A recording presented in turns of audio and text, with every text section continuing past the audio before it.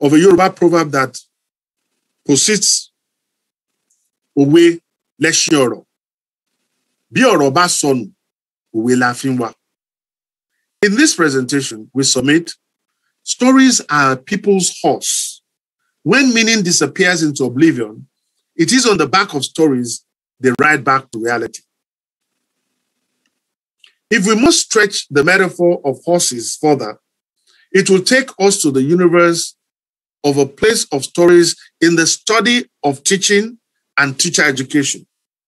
In this field, the concept of using stories for self-reflection, and I quote, represents a way of knowing and thinking that is particularly suited to explicating the issues that we deal. End of quote.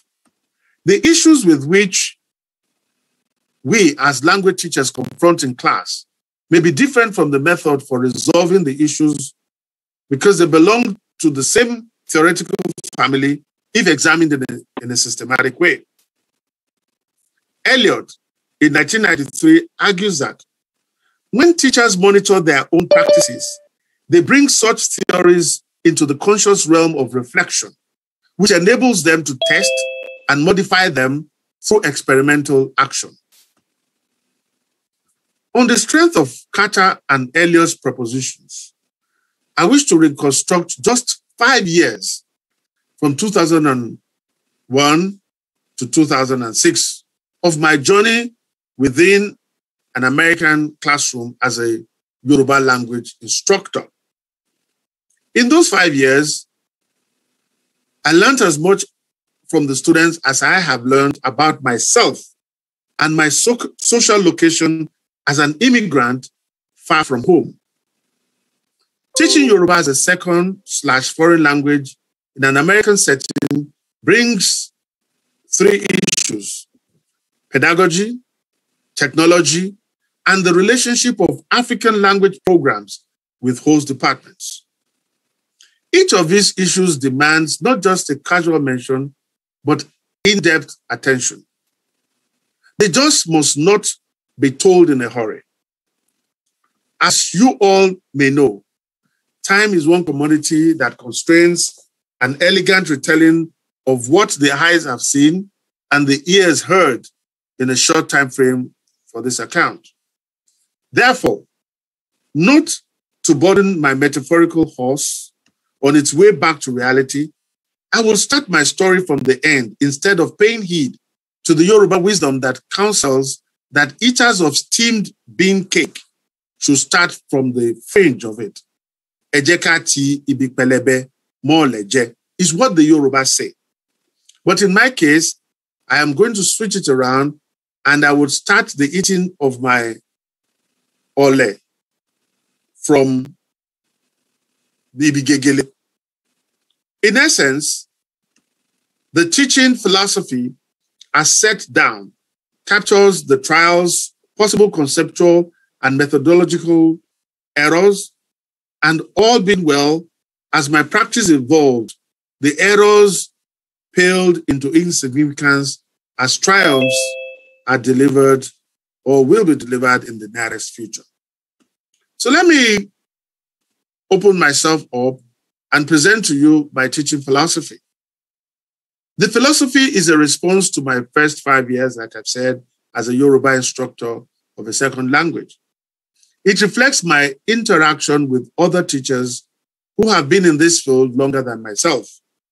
And one of such teachers, I wish he signed on today, is Professor Akinloye Ojo, the son of the one and only Bamiji Ojo, the man who for many years was the presenter-producer of Shodabe on OYO. He remains one of my mentors.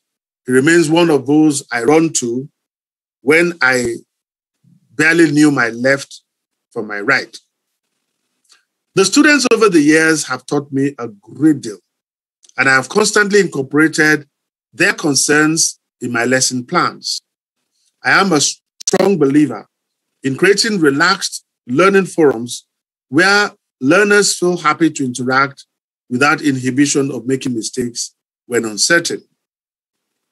I constantly appeal to the three domains of knowledge, namely the cognitive, the affective, and the psychomotor. This way, learning becomes lifelong and fun. Teaching for me is a continuous dialogue between the teacher, the learners, and the institution that provides the structural support for the interactions. I am never tired of telling the students that learning a second language is one great opportunity to acquire skills that will be useful in other fields of endeavor. I make them aware of their inner abilities, their listening skills, and the power of imagination. I teach to widen the potential cultural scope of those who speak the same language that I speak and its cultural norms that gives my life meaning. I want you to take note of that, how teaching the language and the cultural norms give meaning to me as a person. These aspects are implicit and never enforced. After all, the classroom is a marketplace of ideas. Reason and persuasion are the acceptable currencies we spend. My goals are modest for the different levels I teach. The non-heritage speakers are assisted to lay a solid foundation and to whet their appetite to want to continue learning. To the heritage speakers, our co-constructed goals are cultural maintenance and demonstration of the utility of the language and its cultural norms for research. So you would see that in every class, there are two different streams. There are the heritage speakers that already have a sense of the language. There are the non-heritage speakers that don't even understand what we call Wang Pao. But their agenda and their objectives are different, and we must cater for both of them.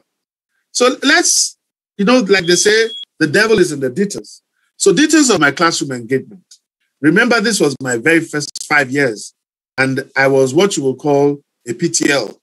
So as a part-time lecturer, it was possible over time to make quickly a distinction between language learning strategies and language use strategies. I used questionnaires at the beginning and at the end of the semester to monitor learners' behavior, monitor progress, and try to deduce what they are thinking about the course. I promote what I call associative memory, recall, instead of direct memorization. I encourage the learners to link what is learned in class with daily activities in their lives and to objects they see around them. The most important method is the creation of a non-threatening class atmosphere that encourages them to participate in class and after-class activities. As to language use strategies, these come in handy during the various after-class activities planned with native speakers in communities near to us. The students, through skits, role play, and simulation of cultural activities, utilize what they already learned in class. My main objective is to work within their different learning styles. The Department of Africana Studies at Rutgers University adopted the communicative approach to the teaching of African languages. My interpretation, which I have shared with other colleagues, of a communicative approach is to lay solid foundations for learners to be able to speak a second language in a lucid way within the shortest possible time.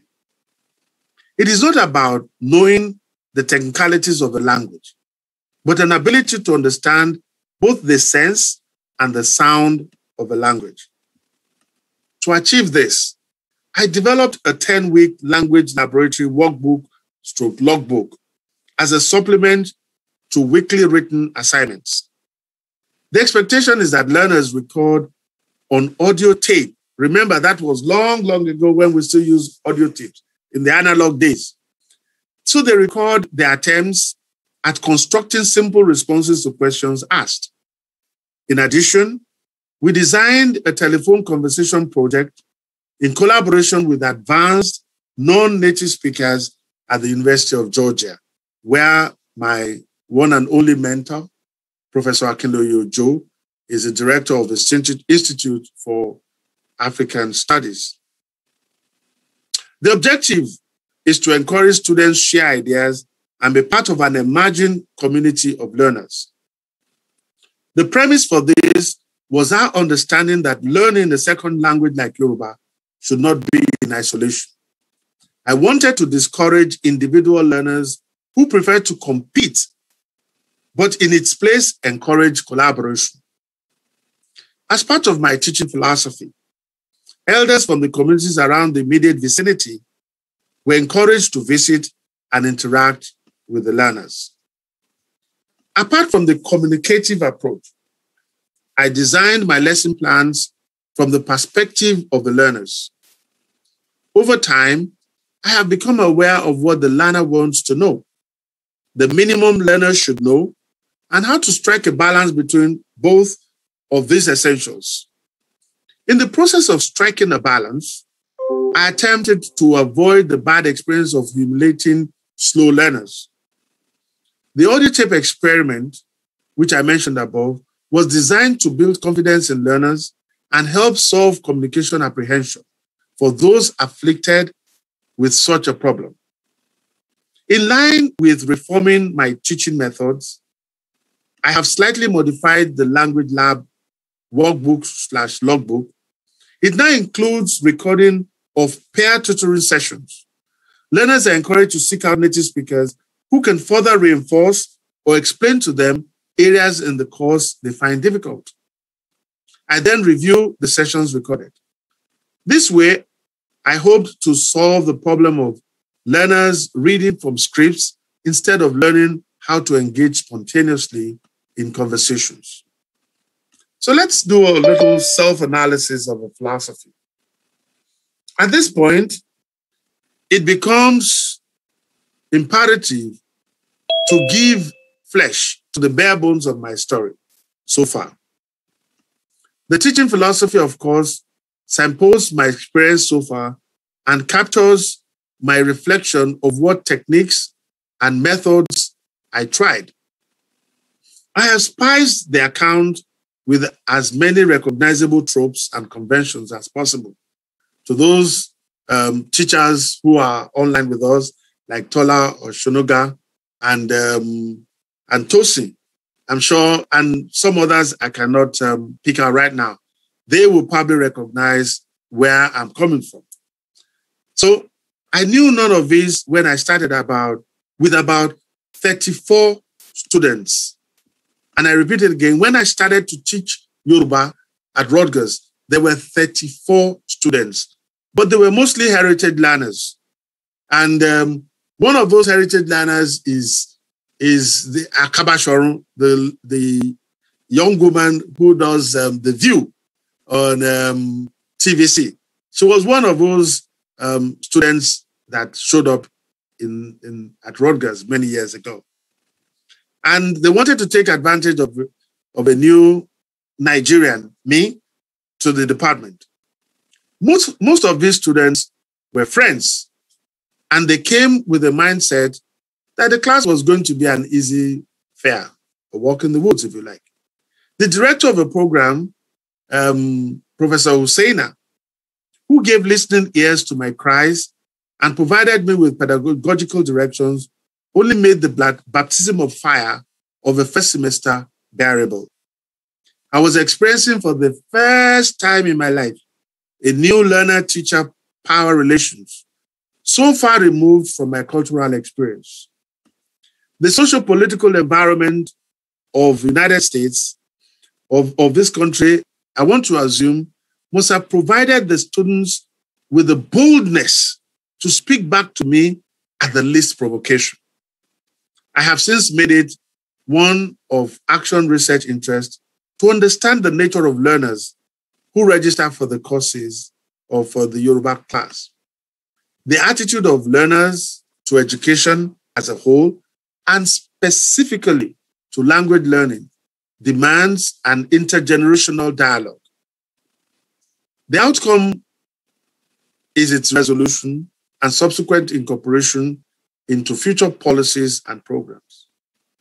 How do you cope / deal with students who only want to learn what will be on the test?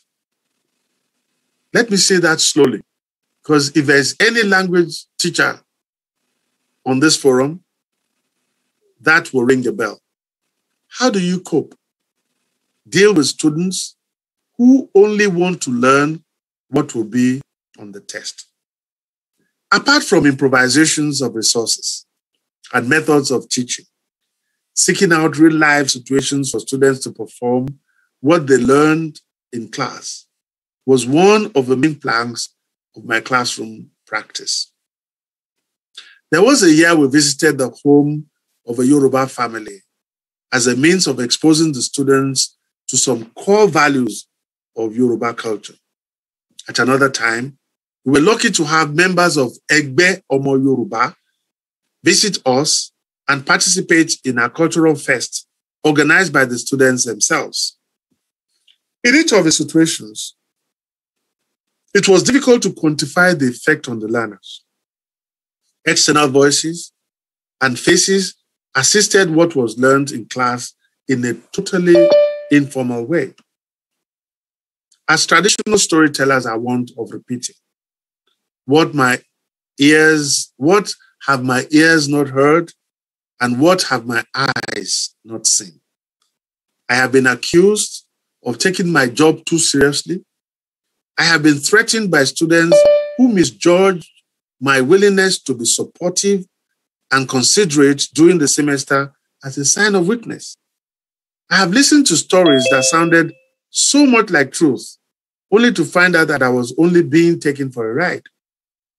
Yet, in the midst of all the lies and manipulations, I've had my fair share of self-motivating learners who genuinely thirst for knowledge and were prepared to go the extra length it takes to learn a language and the associated culture. Ladies and gentlemen, I must conclude this very brief presentation. And I've attempted to place my evolving story on a critical slab for analysis. The narrative is presented against the backdrop of Carter's proposition that, I quote, stories or storytelling represents a way of knowing and thinking that is particularly suited to explicating the issues with which we deal, end of quote. Some recurrent issues encountered during the course of 5 years have served as touchstones and milestones to my evolving story as a teacher in an American university. Issues like motivation of students, innovative ways of course promotion, establishment of class community nexus, and experiences with mentorship weaves into the tapestry of a story. Like I said, the main objective was not entertainment, but I hope I have set into motion possibilities for dialogue and recommend ways to respond cooperatively and constructively to the new challenges in the teaching of Yoruba in America as a second language. The triumphs will come when certain dreams begin to bear fruition, when high schools in America begin to contribute to the present stream from which we draw. The teaching of Yoruba in America will take on new wings when a synergy is created with departments such as Latin American Studies, African Religious Studies, and philosophy, and begin to appreciate the cultural window Yoruba brings into the mix. It is fast becoming obvious that the classroom is not the only site for teaching Yoruba as a second language in America. The family, the community, the church in which they attend, and all the various imported media products especially those online, are all places where the language could be learned, but we still need quality control. We still need a standardized orthography that is not found on most of those sites. Most language teachers may not dispute the observation that the mix of students in terms of their motivation contributes to the performance and output of the efforts invested into each teaching episode. Looking back now, I can say without equivocation that my greatest mistake was the undue centrality of the learner as a means of creating a very different learning environment from what obtains in other classes.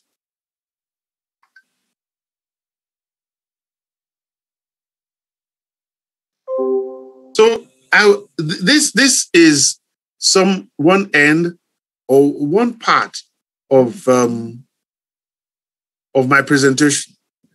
Now, the other part, let me just take a break. Let me take a break and find out if there are questions, if there are interventions, especially the names of those I have mentioned. I would like contributions. And then I have a little piece, just as an example of the kind of things I do. And I would also like to acknowledge the presence of the president of the African Studies Association in Europe. She's Professor Amanda. She's here as well. And we thank her for coming. So let me just have a break for now. And if there are any interventions, Tola, I know that, Tola taught at SOAS, and so he definitely has something to say. Samantha teaches film. She must have encountered some of the things that I've said. So if there are contributions, I would take. So I just want to have a little break, and then I will pick it from there. The other part of it is just purely entertainment. So, any contributions, any questions I can take before I go on to the final?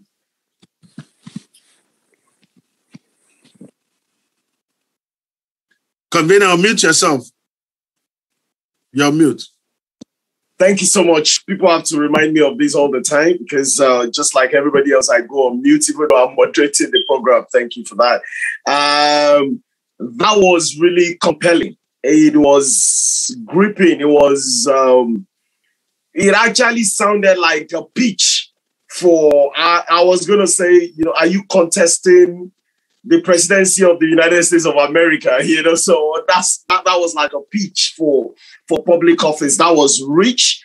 And I particularly love the fact that for people like us who look up to many of you out there who actually are very, who are in the, who do whatever it takes to, to all the rich cultures of the different parts of the world who go the extra mile in trying to project them, in trying to protect them, in trying to harness them into something of a force for good. You wouldn't know how many people actually look up to you from afar. And I love the fact that you concentrated on quite a lot of you told a lot of the stories of the errors. It is people who are successful, people who are in public office.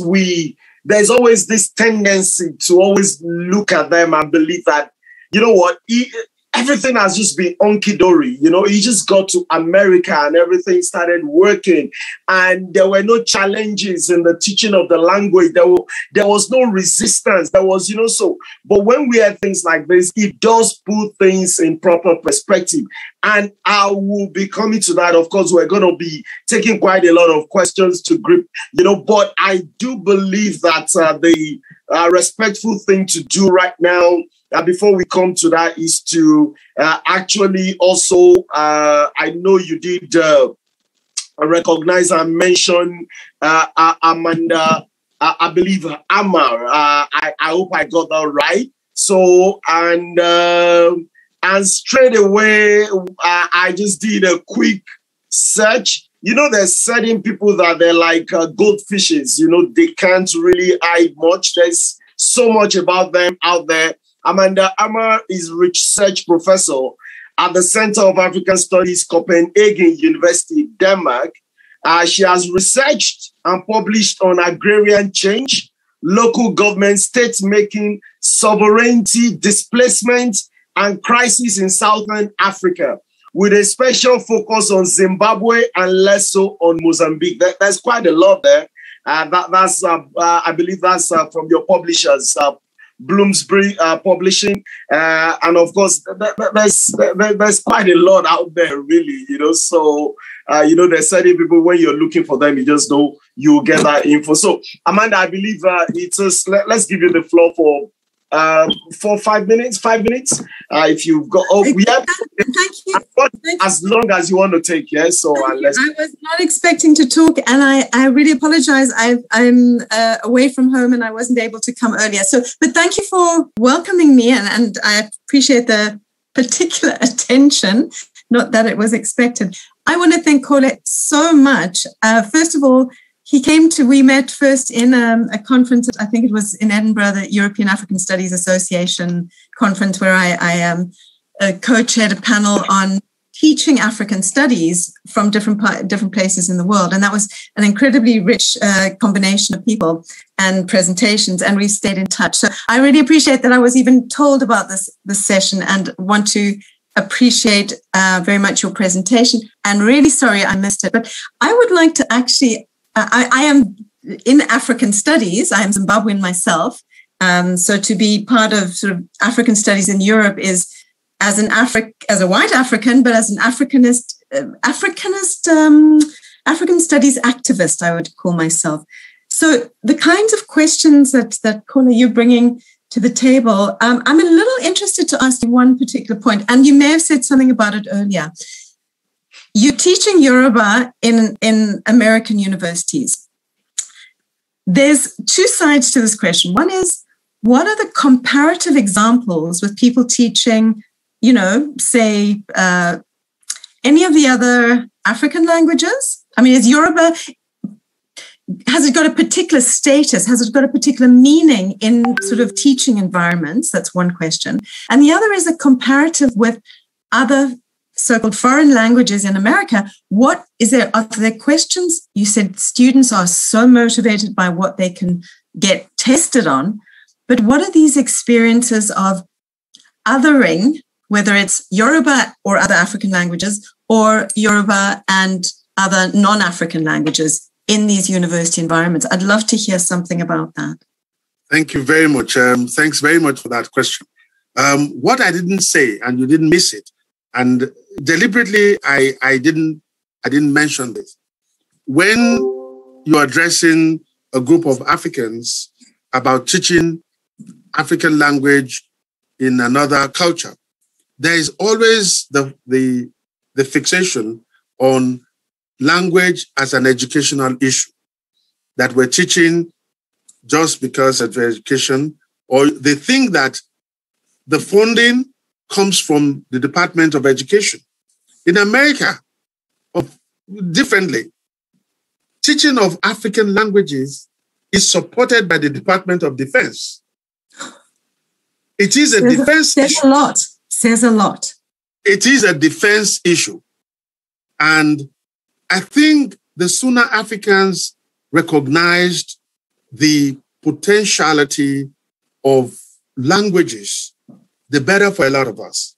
You know, yes, I talked about the communicative approach, but yes, you want to have your citizens learn a language during peacetime. You don't want to get into a situation where you need to understand what the others are saying before you start raising and training them. Learning a language in the United States of America is a citizen issue. It is not explicitly told to the students, but we as teacher agents know that what we are preparing, we're preparing sometimes, some of the times, middle-level intelligence officers. Mm. It is just one small part of it. I'm not saying it's the whole part. There are the graduate students presently. Anthropologists and so on. Yes, the graduate students from religion that came to my class from the first semester beginning and 2 semesters of intermediate. He's Chinese and he's presently in a part of Nigeria. And he can hold a decent conversation. So that's another subset.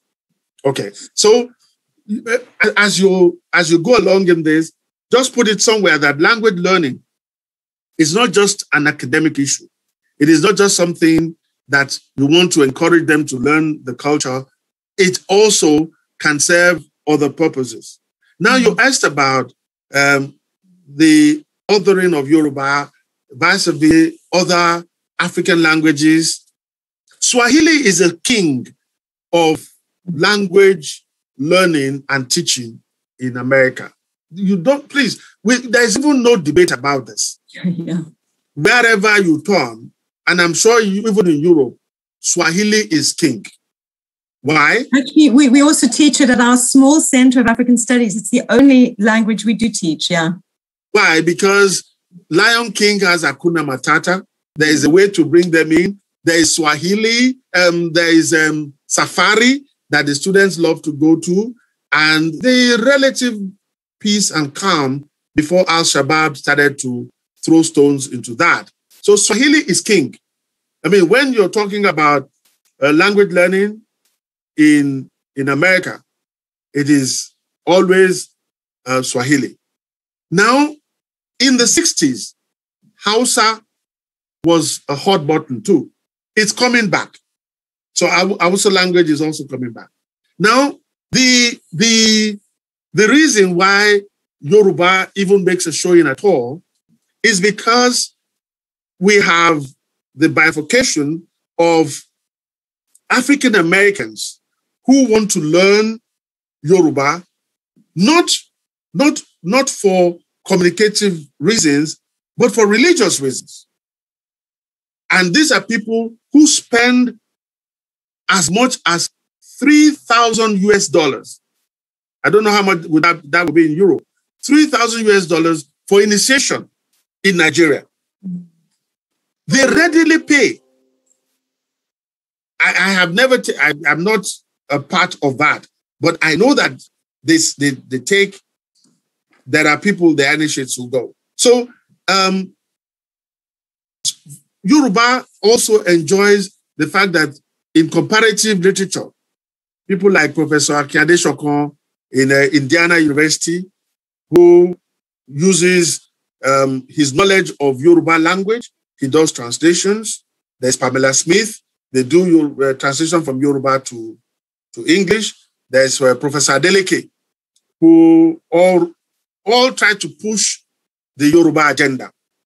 Where we try our best, but I don't think that when we come into the forum of language teachers, we will not be the last, but definitely we're not the first.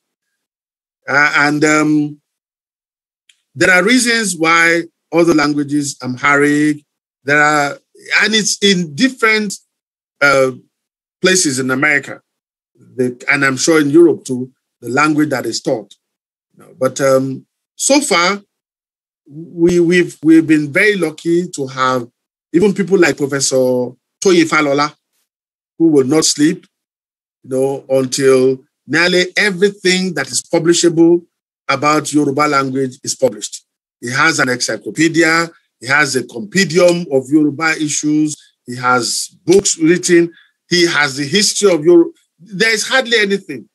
Probably the only thing that is left for him to publish will be getting into nanotechnology, Yoruba and nanotechnology.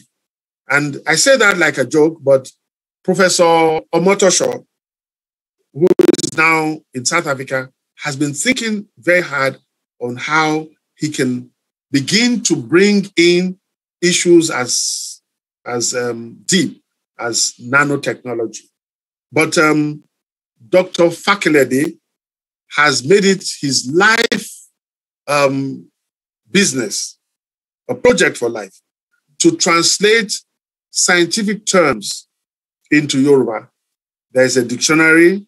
He wants, or he has a PhD in chemistry. I think he's a chemical engineer, but I know chemistry is part of his life. And he wants to, he now has a website. So these are people and personalities on ground that are doing things. I hope I attempted. Okay. Okay. Professor Amanda, what was your take on that? Are you okay with that? Okay, you're muted. Please open the floor to other people to share their thoughts. Mm-hmm. Fantastic. Okay, so we'll be coming back to you shortly. Now, I believe that Doctor did mention Dr. Tola Agumbiade, I believe.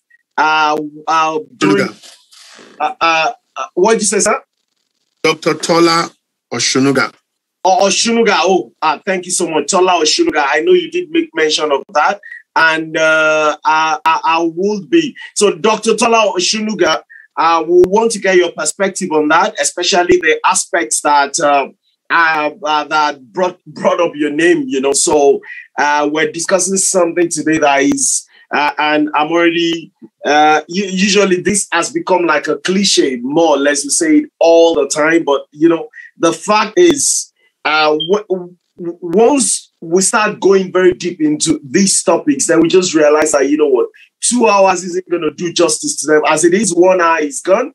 We've not really gotten anywhere. So we're going to have to do a part 2 of it. But Dr. Tola Oshunuga, if you just want to unmute yourself, let's get your perspective on this. Let me say thank you very much for the organizers, as well as the presenter, Dr. Odutola, and Professor Hammer. You are all welcome. Dr. Odutola has said so much regarding teaching of Yoruba in diaspora, as I always call it. It's a big challenge, really. I have started teaching Yoruba since 1991. That's the earliest I could remember when I first finished from College of Education. And all my degrees has been in Yoruba up to PhD, Yoruba. But it's a different ballgame when you come to teach Yoruba, either in America and as I've done in United Kingdom. Different ballgame because you are dealing with different set of people with different ideology. And because of that, you find yourself in a kind of, in a fix, really, because you want to pander to the interests of the employer, the interests of the students, the interest of the community, you find yourself. So while you are trying to navigate this interest, then you become handicapped sometimes. It is a challenge. It goes beyond this Yoruba we speak when it comes to teaching of the language in this part of the world. I've never found this challenge when I was in Nigeria because I taught people who are native language, I'm a speaker. So you just delve into the literature aspect of it, cultural aspect of it, you do comparative aspect of it. But when you come to this part of the world, you are dealing with different sets of people. You have native speaker, you have heritage speakers, we have new learners entirely that don't know anything about the language. And like Dr. Odutola pointed out, the native speaker who have come to your class, they came not because they want to learn the language, but because they want to get the mark. Because they knew that they are going to score good mark. There's no way about that. But what I've done in my own end here at SOAS University of London is to say, look, young lady and young man, this is not meant for you. I will be sincere with them. This is not meant for you. The philosophy at SOAS is that every student that passes through that school must learn a language, either Asian or African language. You must learn one. So if you are a Yoruba speaker, a native speaker, and now you are saying you want to learn Yoruba again, for what purpose? The purpose is defeated. Can't you use that time to learn another language? Some will say, no, they will still, because they have the right to stay in your class, and they score 90 sometimes, because you just have to do that. But my problem with teaching Yoruba in this part of the world is that as teachers, we are doing our best. The community are trying. But the government in Europe, it might be different in America, where defense pays the bill. Here, the school pays the bill here, and the student pay the bill as well, because the government, they've used so as in the past to achieve their whatever outcome they wanted. So they've abandoned so as to its own problem. So what exactly can we do really to expand the scope of teaching Yoruba in diaspora? That's just my own area of interest. It is becoming worrisome to me as an individual, because even in Nigeria, where we came from, how many young children speak this language the way it should be spoken? I worry sometimes when I listen to Yoruba news on the television or on the radio. When I read Yoruba newspapers, I become very worried that we are losing it. We now raise a generation of children who could not speak English properly. They could not write English properly.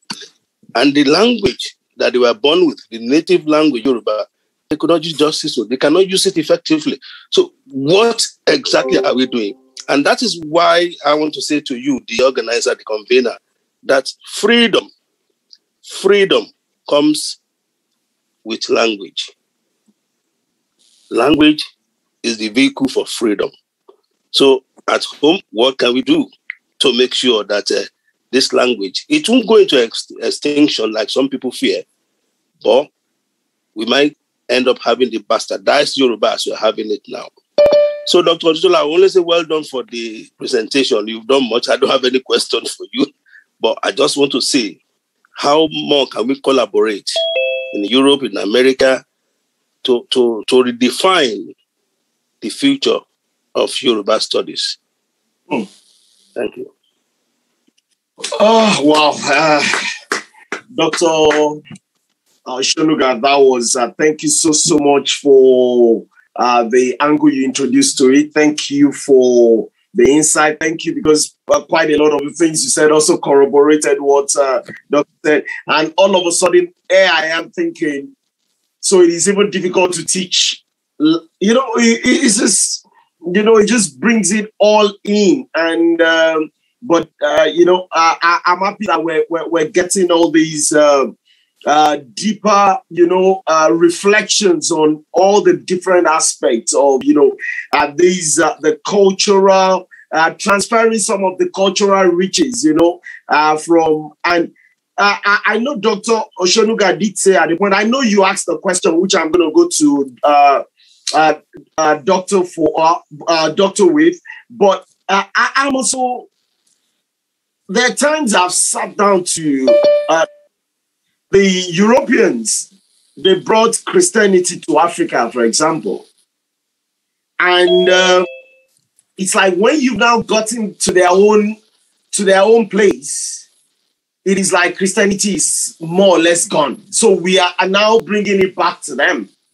Just like the palm oil, that was Nigeria to, I believe, Malaysia, and now we do not export. Nigeria does not export this commodity in sufficient quantity anymore. There's a question from Amanda, which we'll also go to. So I'm like, is there that risk? I know Dr. Shonuga said there is that fear is actually misplaced, that the language can actually become extinct. But is there that risk that it is the Brazilians, the Americans, the Europeans that will now be bringing back that will now be the custodians of these ancient language? These are some things. So I believe that there are three questions there, in addition to Amanda's one, Dr. Oshonuga's one, Amanda's comment, and obviously the last one as well. So Dr. Odutola, back to you, sir. Well, thank you very much. You would have noticed that it's like I can hardly say anything without invoking the name of Professor Akinleye Ojo. Well, we call him Oba, there is a king amongst, my generation. I mean, he's one of those few linguists that hold the hands of others. And I'm sure he has a number of us under his wings. He has a project which involves global Yoruba, the whole idea of interconnection. Before him, General Ishola Williams had been campaigning to have what he called the global Yoruba, to look into the different geopolitical areas in which Yoruba is spoken and bring them all together in some way. I'm sure you all know that there is Trinidadian Yoruba. There's, in fact, a book on Trinidadian Yoruba. There is Yoruba in Cuba. There are Yoruba people who used to speak Yoruba, who still name their children Yoruba in Sierra Leone, the Anagos. You still have them in Benin, the Obas in Benin, and the ones in Cotonou and the rest. So, yes, how can we bring all of this together? How can we bring synergy? One of the things I tell everybody is the Yoruba you are hearing us talk about is actually a made-up language. It's supposed to be called the Pan-Yoruba language, because Yoruba people are still in the process of becoming. In terms of language, Ekiti, the Ekiti dialect, or the Jesha dialect, or the Jebu, or the Ife, will trump over all of these things I'm talking about. And to those who don't know, if you go to Ondo State and listen to them speak what you think is Yoruba, you might not even understand. If you go to Ibadan, yes, what we're saying, what we're speaking is very close to it. It's very, but you would know that the way it is spoken is not the same way that we teach it. So what we teach actually, if you allow me this expression, is synthetic Yoruba. It's made up. But when you get to the Santeria group, the Latinos, I don't even understand the Yoruba at all. I don't. And they say things, and I try to make sense of it. It's the same thing with the Yorubas, the African Americans speak. In that community of the Ifa community, they say things that I tell them, it sounds Yoruba, but I don't know what it means. We are at that crossroad now where what can we really do? How do we bring together these various Yoruba versions? And even the question of how Yoruba is taught. The last paper that Professor Akilo Yujo presented at the conference had to do with that, had to do with mapping. We still need to map where Yoruba is spoken in different parts of the world. How is it taught? Where is it taught? Who is teaching it? What is the philosophy? There's still a lot of work to be done. But you know, when a man has elephantiasis of the scrotum, you do not even, when they're sharing malaria, you probably excuse such a person. This is the situation with Yoruba teachers in the diaspora. The load we are carrying is so heavy that the other things that we have to do, we have not been able to pay attention to. Now, let me read Professor Amanda's question. Are there ways in which the value of Yoruba can be encouraged at different levels and different contexts, such as establishing writing prizes, for example? Yes. In fact, in my younger days, when I first started this job, I thought that if you have an idea and you share it with your colleagues and it will benefit them, those were my errors, that everybody will run with it and they will be glad. I mean, I said I was going to put a seed amount of money so that we can give prizes to the best Yoruba student in any of universities in America. Of course, you see, you need to understand the politics that we're going through. It's a pity that time is not ripe enough for me to comment on my 2006 to present at University of Florida, because I still want my job, But as soon as the time is ripe and I have to look back, I have a lot more to say. A lot more to say, But the problem is not the value of Yoruba. It is also the fact that students and learners cannot easily go to Nigeria anymore. Parents who don't understand geography, let me put it that mildly, or who have little respect for or are challenged by geography, think that Boko Haram is so close to Ibadan. And that when they hear that there is kidnapping in Northeast, they would ask, are you sure that our children are safe? So more and more, it is becoming very difficult for Howard University to raise 12 students across America to go to Nigeria to study Yoruba. We're facing that challenge. We're also facing the challenge of the drop in numbers. The interest that we had in those days, I don't know.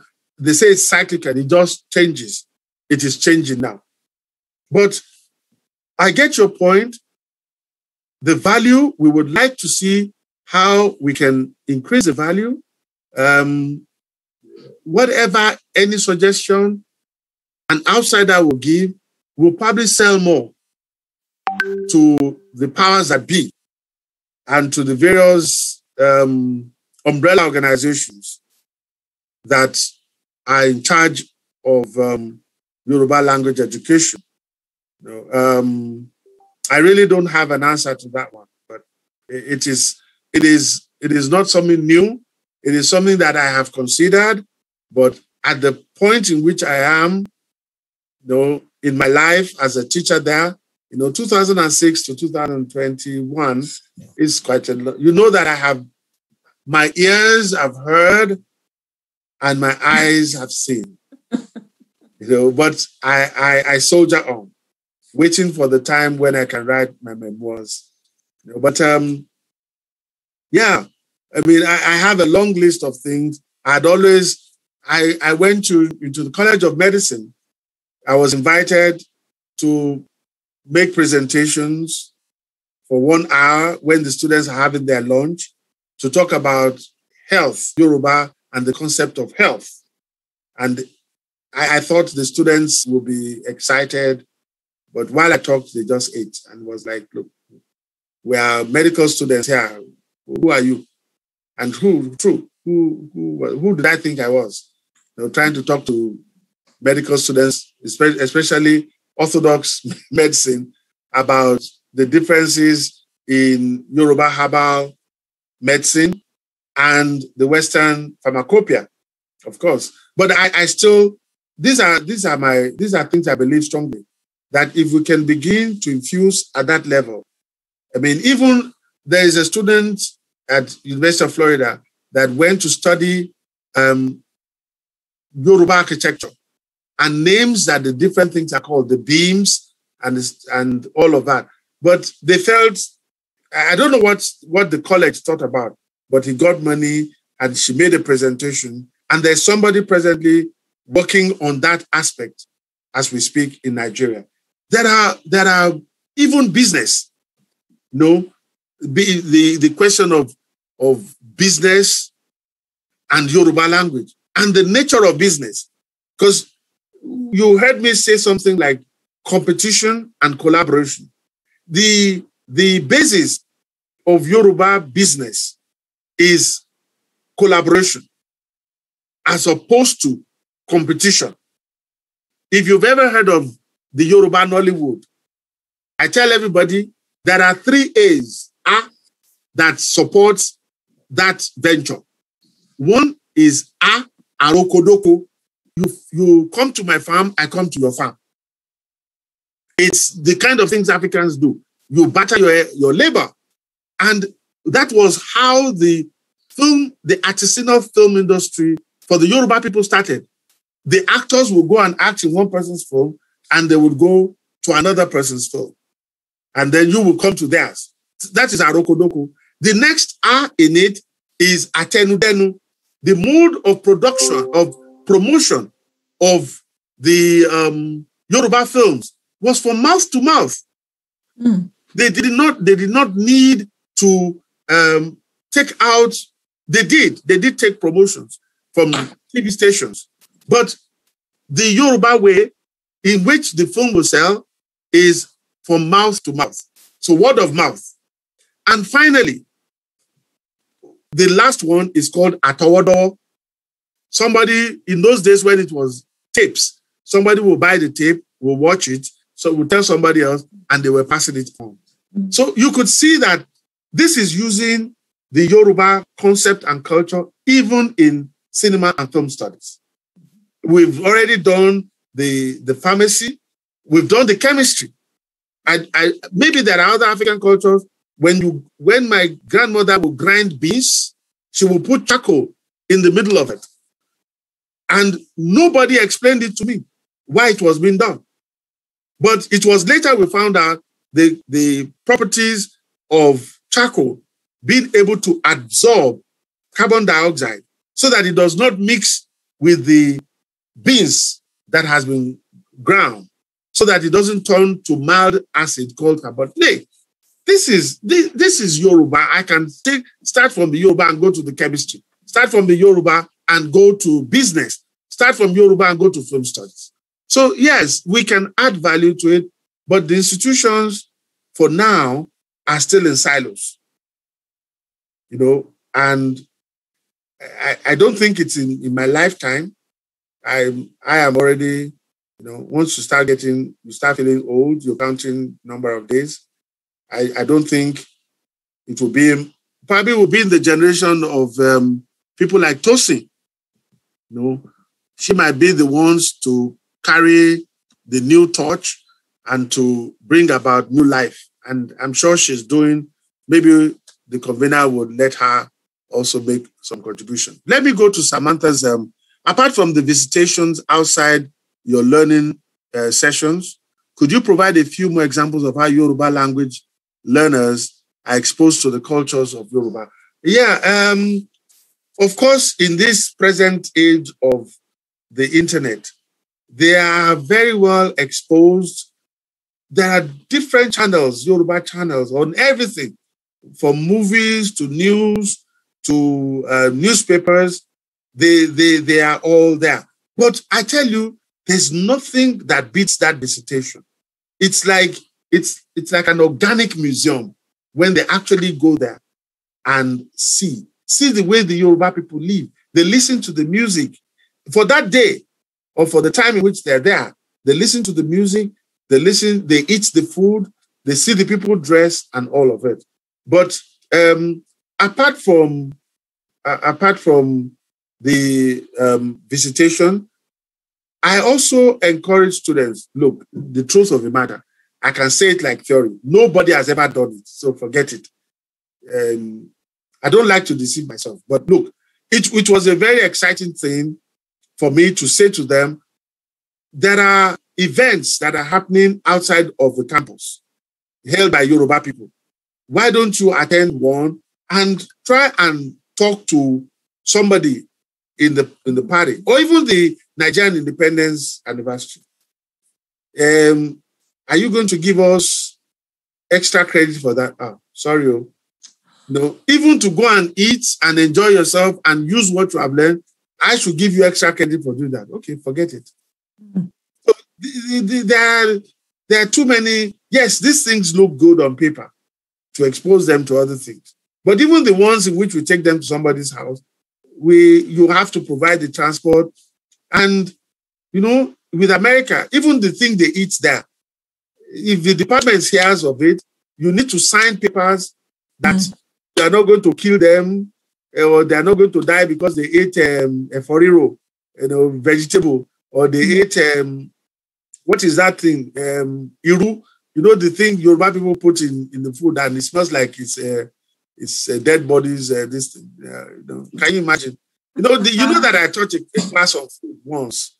You need to read the reaction of the students to even eba that you are used to, Gary, that everybody, when they describe it, sometimes I look up and down. Is it the same Gary that I eat with okra?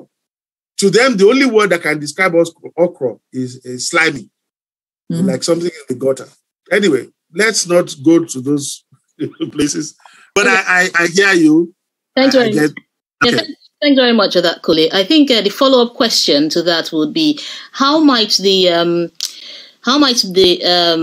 academic agitations for the decolonization of curricula mediate such tensions of responses to Yoruba language or Yoruba cultural areas like the food and the histories and the reactions to the food and the histories? I hear you when you talk about the risk assessment that must be signed before students go to try out Yoruba food. So how might we action such learning structures in a way that is decolonized, that the culture is taught with, like one would teach the English literature or English language study? Okay, thank you very much. Thank God Professor Amanda is here. I think, look, let's be politically incorrect for the first time.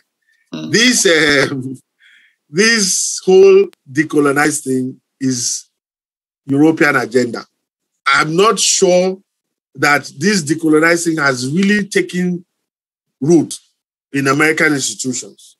At least where I am, I don't hear of anybody talking about decolonization. It would have been fantastic, to actually deprogram the mind of students along those areas. But what we are still looking for now at this point is a synergy between Latin American studies, African American program. I thought that those are low-hanging fruits. The Latin American, wherever. I have been to Colombia, I've been to Bogota. There are people who remind me of their grandfathers who had Yoruba names. And they want me, there are Babalawos in Colombia. I had a little health challenge. They wanted to take me to one of them, but it was for time. In Colombia. No, they're there. And we have a Latin American program. Ask me, what is Yoruba doing there? Why is Yoruba not a part of it? Up to today, we have been campaigning on that. So I hear you clearly about the decolonization, which is getting a lot of traction in Europe. I don't know whether it is gaining that much traction in American institutions. What we need to do now, our first thing, and once we do that, will be to get into the idea of, let's first form these units, the African Americans. Why would an African American not be interested in learning Yoruba? Why?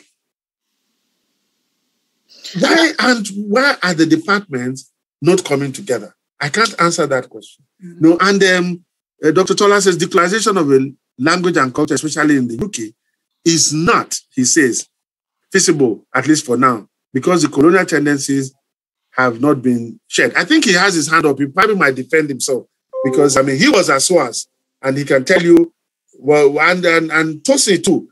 Tosin should be allowed to say something too after Tola.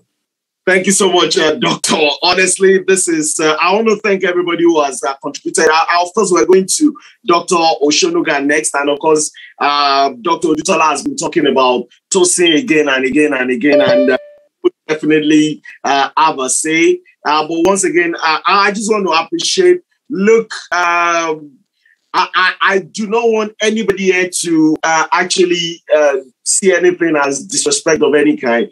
we've got a huge panel today. I've just actually been having a look at. Just want to appreciate Dr. Oshonuga was of the, I believe, School of Oriental and African Studies, University of London, you know, and he's got quite a lot of footprints on the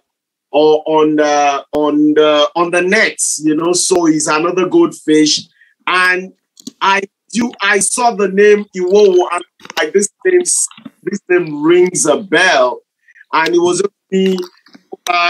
Apparently, I believe this is the lady who wrote quite a lot of the episodes of the daily drama Tinsel. Is it Tinsel? If I'm correct, you know. And I'm like, wow, I just knew, I was like, this name rings a bell. Thank you so much for joining us. I believe she's a senior lecturer in directing drama for film and television, both university. Samantha Iwowo is a screenwriter. She's a director, a researcher, you know, and I believe quite a lot of those productions with Mnet, of course, I believe is the African Magic or something, South Africa's largest cable network, you know. Thank you for joining us. Thank you, Dr. Oshonuga. And I believe that quite the others have just not come round to checking you out, you know, so please do not. And of course, we have Professor Amanda Hammer. We've got a this evening, and I want to thank all of you for as soon as I get your profile, of course, I'm just going to do it. So please, once again, I apologize. It is not out of disrespect. It's just that I did not know. But all of a sudden, the names are just striking me, and I'm like, these are names I've always known, and I thank God. Finally, I'm putting a face to many of them. So, Dr. Dr. Oshonuga is a very big one. So let's go to Tosin, because I know Doctor will have a lot of things to say. Dr. Oshonuga, please, I want to crave your indulgence. Please let us go to Tosin first, because I know you would, because there's certain questions I even want to ask of you, Dr. Oshonuga. So please, let's go to Tosin Ashaolu first. Tosin Ashaolu, please feel free to make your contribution. You're muted, so just press the unmute button. Fantastic. Hi there. Sorry, Dr. Odutola, you've put me on the spot. I was just very happy to enjoy everything and all the contributions.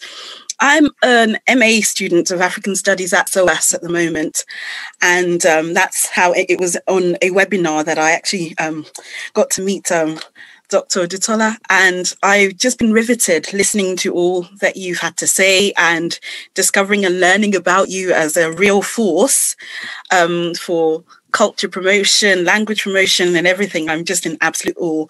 My issue, I've come into, I mean, you'll hear my accent, etc. I moved to the UK aged 10, had language, kept language.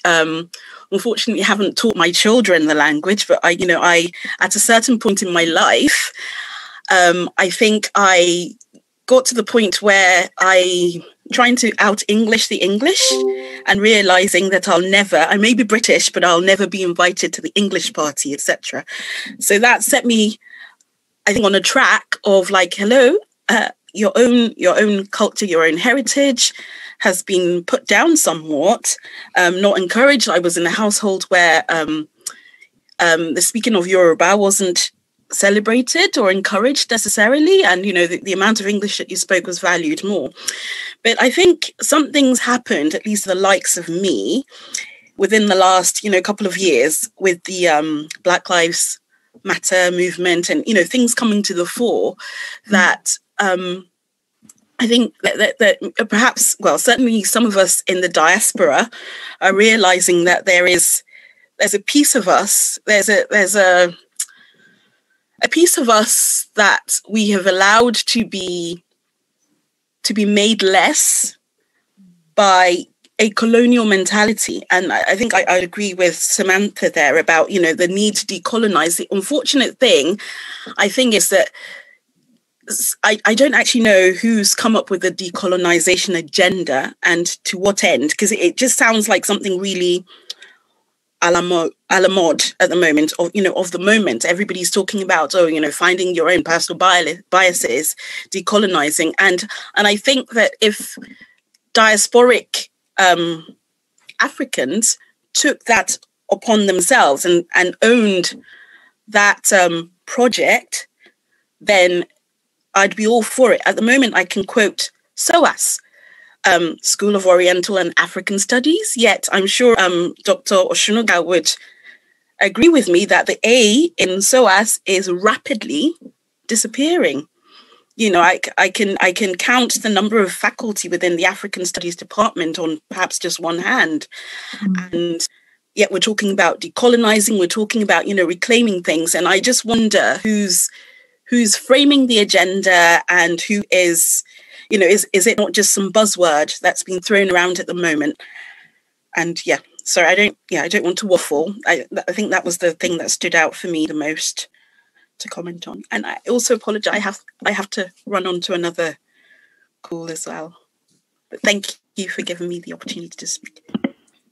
Can I quickly respond to Tosin's submission, please? Please go ahead. Yeah, hi Tosin. Thanks very much for your contribution. Interesting to listen to. I like to. I'm trying to pick my words. I'd like to reiterate, because I think that it must have been iterated prior to these conversations we're having, that the decolonization agenda is not a European agenda. Because if we, the very summary definition of postcolonial studies in itself, the underpinning structure of the decolonization movement, which has been in force since the 1960s, if we are bringing into account the writings of Fanon, which underpin several of the trajectories it has taken from that point. However, and then when it became a full force conversation in academia, it began in Malaysia by a convergence of African scholars who began to insist on the need for learning to be a narrative of a sort of nod from one culture to the other, or from different cultures. And so when I hear counter arguments to the decolonization movement as a buzzword, I like to respond to it with this clarification. So it's not a fashion. It's the realities of certain scholars, a wide range of them, not limited to Africa, as a matter of fact, but those from the global South in general, as well as marginalized spaces in North America and Europe. That's saying that knowledge must be taught, not from what has been defined by Western education as a discourse or discourse points, but from several cultures, from every culture as relevance to the topic at hand. Well, thank you so very much. Thanks for that. You were raising your hand as well before then. Because I'll be going to Dr. Osunuga now, but you raised your hand earlier. Do you want to hold off the question until I come back from him, or do you want to ask your question now or make your contribution now? Sorry, that's a legacy hand. Oh, okay. Thank you so much. Thank you so much. We'll still come back to you because I've got to ask you a few things because these things we're talking about also bring me into quite a few things about the storyline of Tinsel as well. And, quite culture projection within it as well, so, but I'll come back to you on that, so let's go to Dr. Osunuga now. Doctor, please, if you just want to go ahead. Yeah, thank you very much. I so much appreciate that perspective regarding decolonization. One problem that has happened over the years, like the lady who's studying at SOAS mentioned, that the A in SOAS has disappeared. It's not as it's beginning to disappear. It has disappeared totally. All these institutions are only using the names, as a catch phrase, so to say. So, for instance, let me just give an instance of what happened some years ago at SOAS. When some students protested that a particular lecturer was appointed to teach them certain African courses where the lecturer has not got the expertise. Whereas when they, went to appoint people into that post, there are African scholars, renowned African scholars who are more than qualified to teach that particular course. But the institution went the way of the European scholar because of the agenda we are talking about. So we as Africans, our rich people, they need to come to the rescue at this particular point in time, because I don't expect, you don't expect me to put my money into where I don't have any interest. Right. That's what is happening in UK, I would say. That's what is happening, why we don't have value for all these things we teach here. But beyond that, as teachers of Yoruba language or any other African languages, we can do more by actually looking inward into people who can promote the language in respective places we work.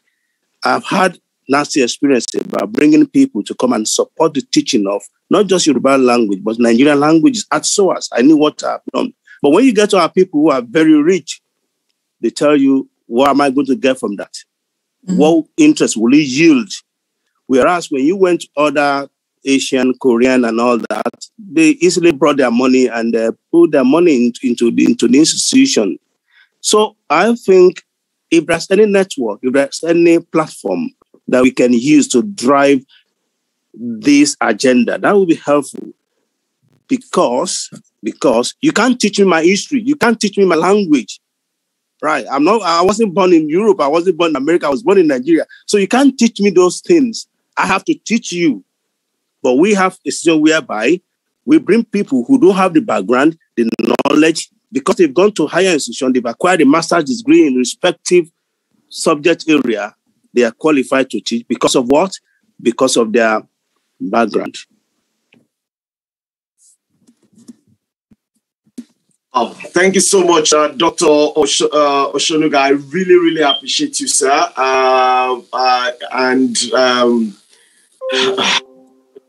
There's a particular aspect, because I know that Samantha has actually responded to quite a few things that Tosi and Saulu said. But that other aspect of the faculties in the School of Oriental and African Studies, it's one of the things I would believe that there might be one or two people out there who just want to know what could be the reasons behind that. So we'll come back to you on that. But Dr. Odutola, I want you to respond to this. And in addition, I think Amanda has put something in the chat as well. Good points, both Tosi and Samantha. I think it's important to contextualize where, how, and with word-specific politics, the decolonizing agenda is established, promoted, and how it's picked up elsewhere. For example, the Fallist movement in South Africa from the past 5 or so years have been crucial. So these are some of the things. And Dr. Shonuga, and this is for you too, Dr. Odutola, I did see something on Dr. Shonuga's school's website talking about the Yoruba having evolved from a Niger-Congo foundation. For me, I found that new. And that is where I also agree with Dr. Shonuga saying, people thinking, you know what, I've been Yoruba all my life. Why do you want to teach me Yoruba? I am just finding out today for the very first time, and just by accident, that it's got a Niger-Congo roots. In addition to responding to all the questions, Dr. Shonuga's question, Samantha's take, Tosin's take, Dr. Shonuga's one, Amanda's one, and I'm also interested in that aspect. So, Dr. Odutola, over to you, sir. Well, this is, thank God that Yoruba people have warned us that if you pull a twig, it will pull the shrub. No, this is where we are now. We're getting further and further away from the question, because these are all ancillary issues that go with knowledge production. Everything that we're saying now is going with the whole idea of knowledge production. Whose knowledge is privileged and whose knowledge is marginalized? And is it possible for those at the margins to speak to those at the center, just like those in the center have always spoken to those at the periphery? You know, this whole question of decolonization, of post-coloniality is all about that, that you cannot just privilege one section of the world as the producers of knowledge and the rest of us as consumers. You are not getting the fullness of knowledge for what knowledge is. You know, if we were going to go into the jargons of the humanities, we'll be talking about epistemology, the science of a study of knowledge, of what you know. So when you got into that aspect of Niger Congo, these are what linguists do. There is a family of language, the phylum that it belongs to, and they've done that. You know, when you study it, yes, a lot of Europeans were the first ones to actually sit down and look at what connects all of these languages together. They're not saying that you as a Yoruba person, your origin is Niger Congo. No, they're saying that the language, due to similarities and dissimilarities, belongs to this phylum and belong to this family. And even there's one called the Yoruboid. So yes, the technicalities of all of that, the linguistics, is not my area. I am strictly for the study of a language, of the Yoruba language. But that does not mean that all of our neighbors, of the various ways in which they say things, it's of interest to us.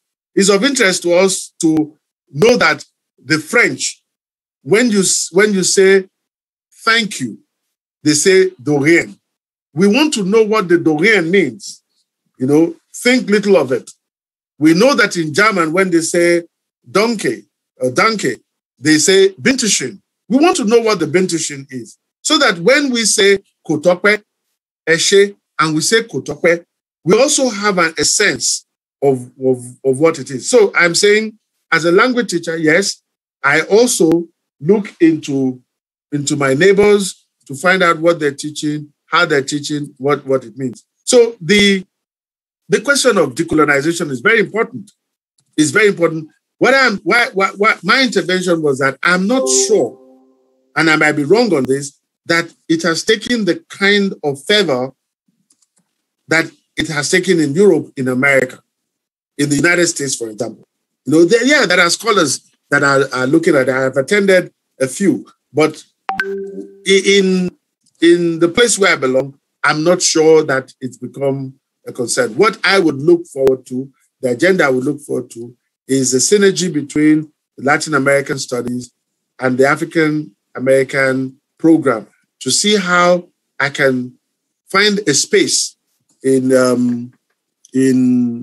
what they're doing and in what they're teaching. Because yes, some of these things have its origin there. Now, talking about SOAS, Professor Odutola he's an insider. The same thing with Tosin. They're insiders to the story.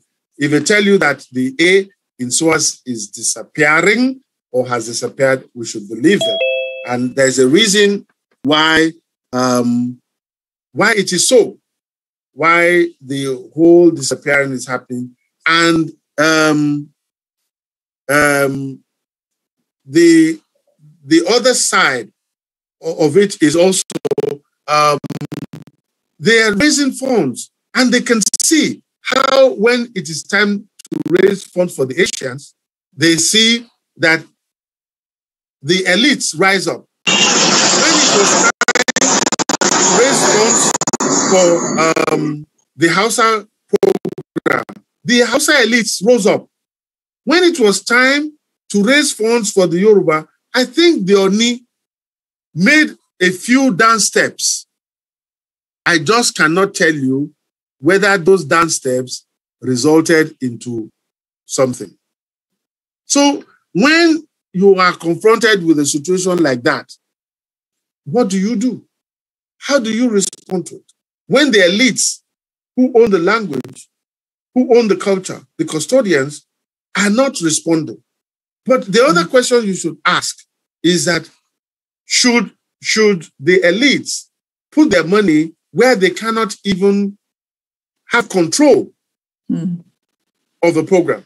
So these are very interesting issues. The only thing is that, for me, I would like to focus a little bit more on what I have done, what others have done. And I have the last piece, which is when maybe the last 10 minutes we're ready to go, is an entertaining piece of the kind of things I do with Yoruba words and particles. So that's in a nutshell where I would like to. Thank you so much, sir. I know you've touched on quite a lot of these things, but by taking you back to what Prof. Amma wrote,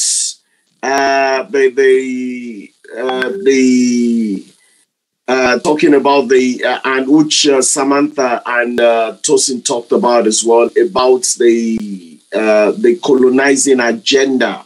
And of course, there have been quite a lot, is that one of the areas that you believe that you are on assignment, let's say angel on assignment here, in America? And if yes, what are the challenges and what is the perception of the movement? There's quite a lot of conversations going on in there. Amanda has put quite a lot in there, Samantha as well. The professors, respectfully, the professors have put quite a lot there. So those are some of the areas I want you to touch on. Now, I'm going to go to a few members of the panel just so we don't. So I know at times it could awe you a bit when you have quite a lot of professors, reputable ones, senior doctors, literary giants really trashing a topic. Then it is not unusual to consider yourself a Lilliputian and you just go like, where do I start from? I'd rather keep quiet. So I believe they're quite being quiet here. Mr. Abidemi Onojobi, have you, Mr. Odutola, Fayemi, Second, do you have anything to say, any contribution on this? Any of you, or Eugene, Alu? Good evening, Mr. Kovera. Good evening. Yes, I sincerely want to thank the erudite scholars that are on this platform this evening. There's no doubt to confirm that they've dealt seriously with the topic under discussion. They've opened our eyes to even issues regarding language and linguistics that many of us are not even thinking in that direction. So as for me, I don't have a contribution, but rather to say that if a language can be well celebrated even in the Western world than what is obtainable in Nigeria, it is better for us to look in depth to how best we can, package our culture, package our language, and see how best to impart the younger generation and even the generation unborn.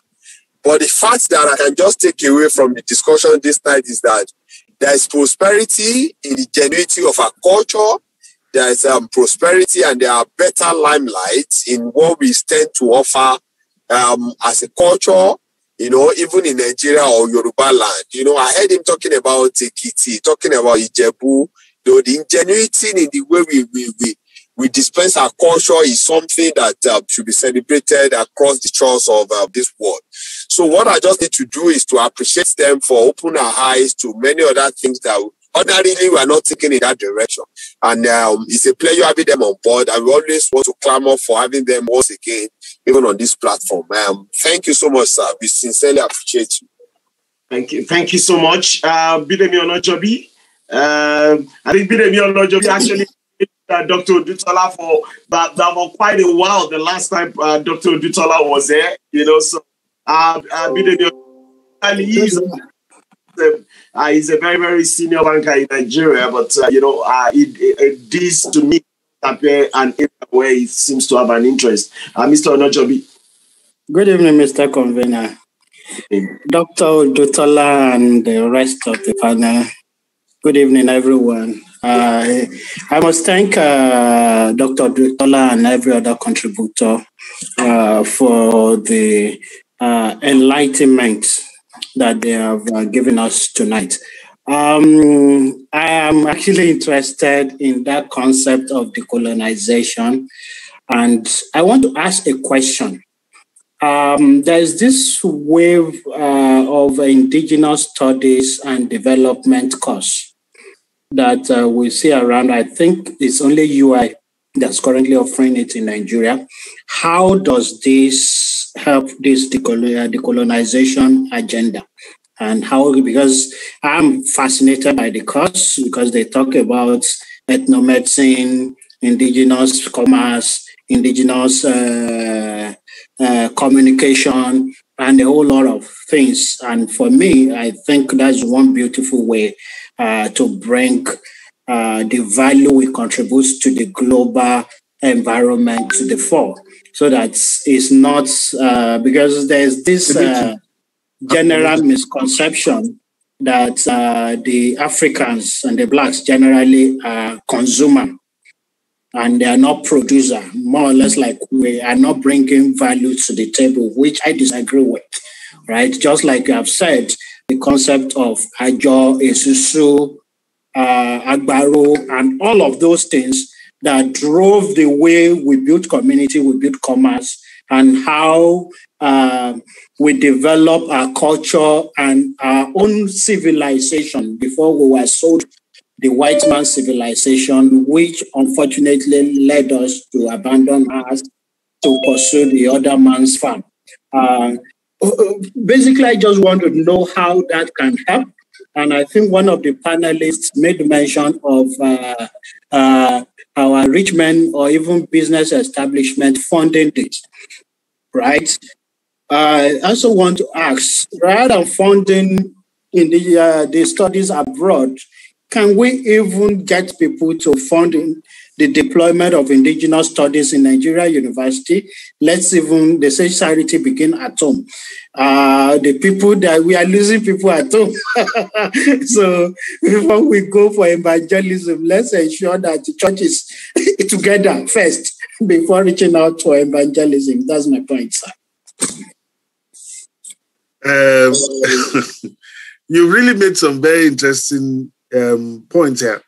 That IK, indigenous knowledge, it's sometimes under the table and under the radar. You just said it now that UI is about the only place, but as far back as 1996, when I first met a man called Dr. David Ake. David Ake is a human geographer and one of the, from, I think, University of Ilorin or so. Maybe he's now in Kogi, but he's now a politician and is the head of the Afenifere and all of those groups in Kogi State. It was from him I first heard of the indigenous knowledge thing. But the thing is that, yes, it is studied at UI, but what is the applicability of it? And how can it be scaled up? Yes, I'm sure Samantha here would tell us whether having such a course would make a dent in the colonization agenda. The colonization agenda is multiple folds. And it is like bringing the voices of those at the periphery, bringing their voices to be heard in the center. But what you will probably be told at this point, the indigenous knowledge of ethnomedicine, where there's nanotechnology, because all the vaccination we all had, there are people talking about the use of nanotechnology within it. So the thing is, how can we mainstream this knowledge? If I ask how, then there's going to be the question of who is going to do it? You know for sure that the 53 African governments have no interest in the reformation of education. They have no political will. It serves them right to rule over imbeciles than enlightened citizens. Mm. And the colonial agenda and the colonial legacy of education serves our rulers for now perfectly well. I stand to be corrected if anybody thinks that an enlightened citizenry of the kind Tosin was talking about, the NSAS movement generation, if they get more enlightened, I'm sure they will sack people in Aso Rock. They will sack all of those politicians. So do you think that in any way, in any case, that it favors the African leaders? Do you know how long Kagame has been there? Do you know how long Paul Biya in Cameroon has been there? Mm. I can go on and on. You know, the African leadership is Oyedile. You saw how it moved from Eyadima to the Sun. You saw how it moved from the one in DR. These are issues that tie into the whole question of what is our interest? What is the interest of our elites? What is the interest of the political elites in the question of decolonization in Africa? Mm. You got it right. Let us set the house right on the continent. Mm. But you know, what I have been told since I came to America is that a human being can walk and chew gum. As we're solving it on the continent, we're also solving it outside of the continent. I don't think that they are mutually exclusive. To me, they are mutually reinforcing. While most of you don't know, you know Samantha as an academic. She's also an activist. You just don't know that side of her. You know, and she's making the kind of efforts that people like this put in and the kind of results they get. You will just, some of you, if you were members of her family, you probably just say, why don't you just go and get a life? But no, they have not stopped. These people are still hitting at it with very little results to show. It is not because they're not trying. It is not because they're not, all these things that you're saying, that they're not interested in it getting to the grassroots. They are interested. But the thing is that, look at the nature of animal we have to deal with. You know, let me leave it at that, because I see Dr. Tola's hand. They advertise this program to finish at 8 o'clock. We're actually almost on the dot of it, but I can see a few hands and I can see a few comments here and there as well. So I just want to crave everybody's indulgence just for 10, 15 minutes at the most, because I want to get Samantha's perspective on this. I want to get Professor Amanda's perspective on it. I want to Dr. Oshonuga is raising his hand as well, because I want to hear from Dr. Oshonuga about this, because these are very key issues. But before then, I just want to make sure that we're not marginalizing anyone here. So I've got Eugene. You've been here for quite a while. Have you got anything to say? I've got Rejoice Abotsa. I just want to make sure. Aluko, thank you so much. I did get your message. Eugene, Rejoice, does any one of you have something to say? Otolu. Okay, I believe there's Kenny and Ayole as well. Okay, so hello. Yeah, go on. Okay. I really appreciate the speakers. Each and every one of them has been a real source of information. There's a particular area of this decolonization process that I think now, of course, I'll be looking from the perspective of a Nigerian in Nigeria, which is the fact that despite the years we've been listening to this thing, there's still very few people who are sort of, should I use the word agitating, for cultural values. Now, I made a comment earlier about language as your indigenous language, as the language of communication in education. Now, I can comfortably make reference to this because I have seen firsthand the case of a couple of children. They had been raised in the remote part of the country, that's Ibadan also. Then they came to Lagos and they had to go to school. These were smart kids. But for the first 2 terms in school, they had problems because they were teaching them in English and they could only speak Yoruba. Now, it took them 2 terms for them to pick up on English before they could actually catch up academically. And there was no provision. I've continually asked this. There is no provision for somebody who cannot cope with the English language. So you are in Nigeria, you are in southwest Nigeria, which is Yoruba speaking. And then because you cannot speak English or because you do not have the capacity to absorb a second language, education becomes like not your thing. You're basically cut off just because of your inability to speak English. I think this is critical.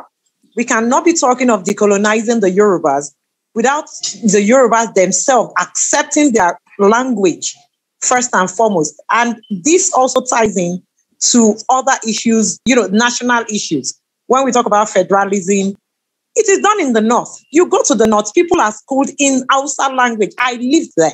You go to school. If you cannot speak English in the North, you can still go to school. In the Southwest, it is literally impossible. Can we look at this? Thank you.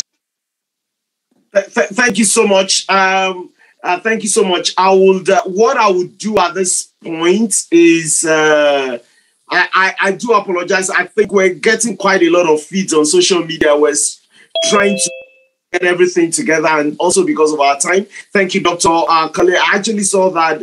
I think Tunde Aremu did, share the, so I didn't notice that there were other things they were requesting. Now, because Prof. Amanda needs to go, please just permit me, let us go to her first, and then we'll come back to Samantha and Dr. Oshonuga, and I believe is it Tola Agumbiade, I think he's been struggling with his internet connection, but just so we can round off as soon as possible. But right now, I'll just go to Prof. Amanda just so she can have a say and just she can go. Thank you so much, ma'am. Thanks. I don't want to take up time. I just want to appreciate all these comments and conversations. But what I do want to say about one thing is the sort of several of you have now spoken about the need to decolonize within various across the continent in all these different contexts. But I think one thing that KOLE, you said was about this sort of the multiple ways and places where decolonizing in a very critical, thoughtful way need to be looked at and in alliance with each other. So there are ways in which, for example, to build alliances where people are not getting the, Zimbabwe, Rwanda, whatever, Zimbabweans, Rwandans, Nigerians are not getting the support that they need from their own states. And it's not that Denmark is not going to support Rwanda. They're busy agreeing with Rwanda to put up places for asylum seekers. But there are ways and alliances to build. So thinking about decolonizing in multiple spaces and contexts and its meanings and, and having these conversations that cross continents is something that I would really value and encourage. And the last thing I would also wanted to say was about African studies in Europe is much stronger than it seems to be in the UK. UK is in a mess with Brexit and so on. Certainly sort of investments in Africa are very much about what European countries can get out of them. And it's about keeping, people away, or it's about investments, or it's about resources, or it's about keeping China out of, at arm's length. But the other side is that as a center of, as a association of African studies in Europe, more and more centers are actually getting funded. There's big funding in Germany, there's big funding in France, and, in different odd and unexpected places in Europe. And these alliances where African studies, critical African studies is, being strengthened, then these kinds of connections need to be built and mutual support. That's all I wanted to say. And I want to thank you so much for this event and KOLE for letting me know about it. So that's a long say. I apologize for too many words. No, that was fantastic. I really must thank you. Thank you so much, Prof. Thank you so much for all you continue to do. And you know what? I just could not control myself. I've still done quite a bit more reading about you in the background whilst this was going on. Thank you so much for everything. We hope you join us next time. We're hoping to have Professor Odutola back sometime in September, by God's grace. We're hoping we can also have you as part of this panel. Thank you so much, Amanda. You may go now. Thanks for joining us. Bye for now. Okay, so I'm going to go to Dr. Samantha Iwowo straight away for your take on this. And Dr. Oshonuga, I know is there. I know there is... There are quite a few others as well, but obviously we are definitely coming back, so I'm not sure we'll be able to take Sadebayo Olowoake. Thank you so much for joining us as well. But Dr. Samantha, over to you.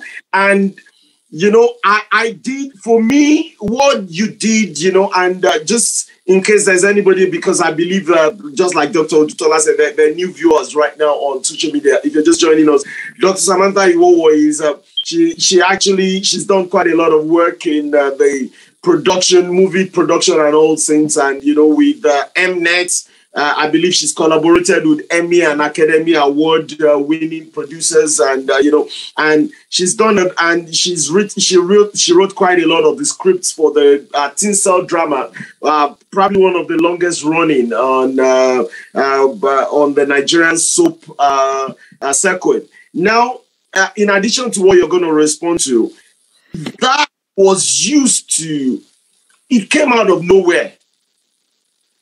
It was projecting something different, and it kind of all of a sudden it built up the onion.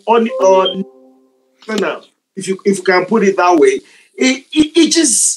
this was not a Nigerian soap pretending to be American, and you know something. It packaged, the story was all packaged. It was sold out there. How can we translate that as well, you know, to, you know, this same topic we're talking about, the struggles, the travails of people like Dr. Odutola in trying to keep this thing alive. You told this good story with Tinsel. You sold the product. The product is widely acclaimed. How can we, you know, transfer that same strategy to this as well? You know, thank you so much. In addition to the other questions you are giving a comment on. All right. Thanks very much. I'll just in one sentence echo respond to the question about the decolonization from within that's in Nigeria and in Africa by saying that I agree totally with what Dr. KOLE has said. Essentially, the weaponization of illiteracy or the weaponization of poor education helps to perpetuate colonial continuities, which our so-called leaders are enjoying. So yes, I totally agree with Dr. KOLE on that point. To Daramola's submission on questioning what we see as intelligence when it is ranked along the lines of the mastery of English language, I also do agree with you, and I think that conversations in Nigeria around this contention is paramount. Do we, as Ngugi wa Thiong'o has said in some of his writings, do we discard students because they are not fluent in the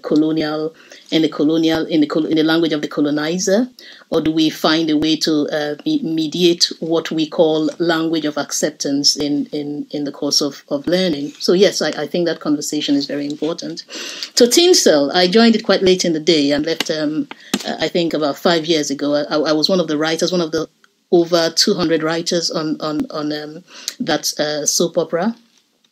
And I think that one of the winning strategies of the writing team is remained at the time I was there, keeping it local, recognizing the contemporary nuances of post-colonial Nigeria, selling the product to classes that are beyond the elite, to the working class, the middle class, to the elite class, while recognizing that we live in a contemporary Nigeria where we cannot shy away from the influences of globalization and colonial legacies as well, and how they trickle into the everyday existence of the people we capture. So how can we translate that to other aspects of our existence, other aspects of the decolonization process in academia? It's again recognizing, I think one of the ways we could begin to think about that decolonization process in academia in Nigeria is recognizing that we live in a world which can never be extricated from the colonial legacies, from the realities of our colonial legacies, and finding a way to merge those realities with the cultural values that make us Nigerians, and approaching learning from that perspective. Thank you so much, Dr. We really appreciate you. Thank you. I'm going to go to Dr. Oshonuga, and I believe Dr. Tola. Thank you very much. My response will be very quick. It's just in response to someone who commented that instead of asking people to fund Yorubas in diaspora in America or in Europe, they should rather start in Nigeria. I would say they will not do it. They won't do it. That's just the truth. They will not do it. And I can give just a quick example. A job came to one of the universities I taught in Europe, which was a Yoruba translation, really, of a new estate in Lagos. And Lagos government is funding this project. They just wanted Yoruba names for these streets. And when the job came, I said, why can't you take this back to Nigeria? Take it to Unilag, take it to UI, take it to University of Ilorin, take it to Ife. They will do this job for you. This is a multi-million naira project just to name about 35 streets in Yoruba. Just contextualize them in Yoruba culture. But that's what they did. Then come another one, which is for one of these giant telecommunication companies who wanted to run some translations. And they brought it to London, Yoruba to London. And I said, well, look, even on the streets of Lagos, you find people who are going to translate this for you. But they brought it to London. So we have shifted the funding to this part of the world. And that's why I think they will not fund any Yoruba program in Nigeria, except for those schools who still run Yoruba degrees and all that. Wow. Oh, thank you so much, Dr. Oshonuga. I we really appreciate you. That's a strange one you just spoke about. That's really strange. It's the kind of thing that you actually say unfathomable. You just say it without blinking, unfathomable. And yet, it's just 25 streets. Brought it to the UK, brought it abroad. It's just. But you know what? It is the reality of our existence, and that is why we appreciate people like you, people like Dr. Odutola, people like Samantha, people like all of you, people like Amanda. All they continue to do for the African culture and the African language, the languages of the peoples of Africa. So I'm just gonna give. I believe we're coming very, very fast to the end of the program now, but just. Adebayo Lowake, thank you so much, sir. Let's just give you 1 minute to have a say. Yeah, unmute yourself, sir. Just unmute yourself. Thank you very much, and I sincerely apologize for joining late. I actually had a clash in Zoom meetings, but I'm happy I could join this.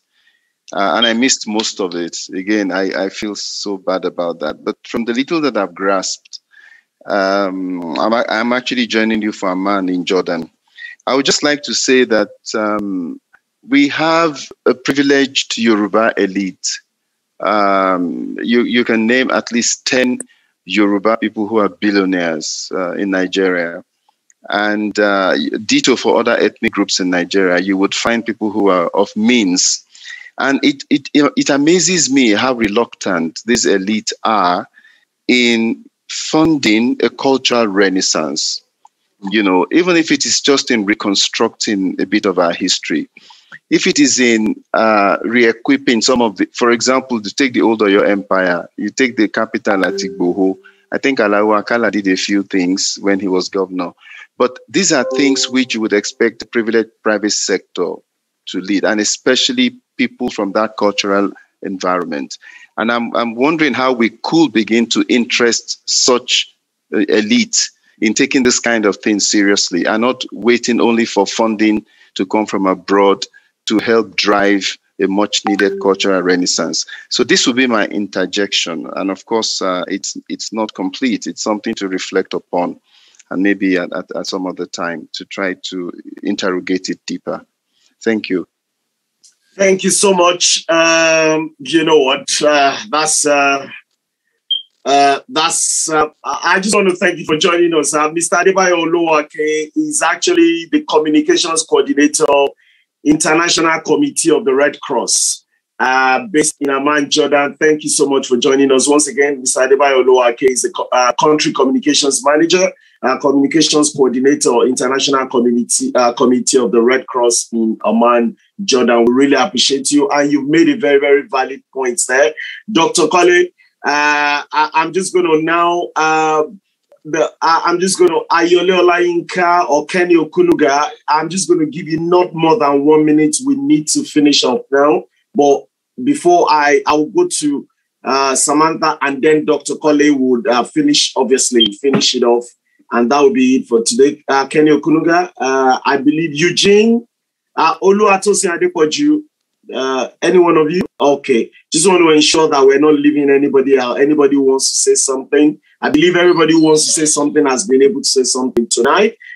So I'm just going to go back to our big guns too. I just want to let's say something from you about that, Samantha, and then Prof. But before we do that, I'm just going to, by the way, there's a picture there. That's that picture you're seeing. That is Mrs. Modupe.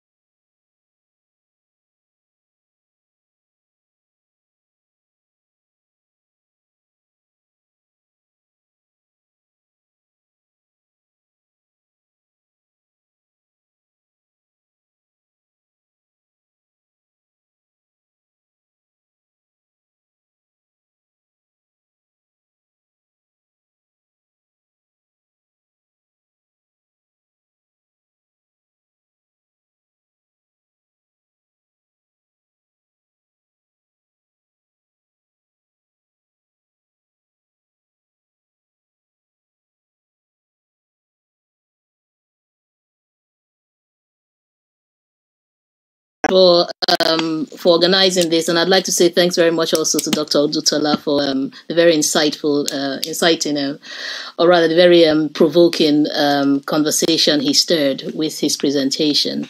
And thanks to everyone who contributed, who helped make this possible.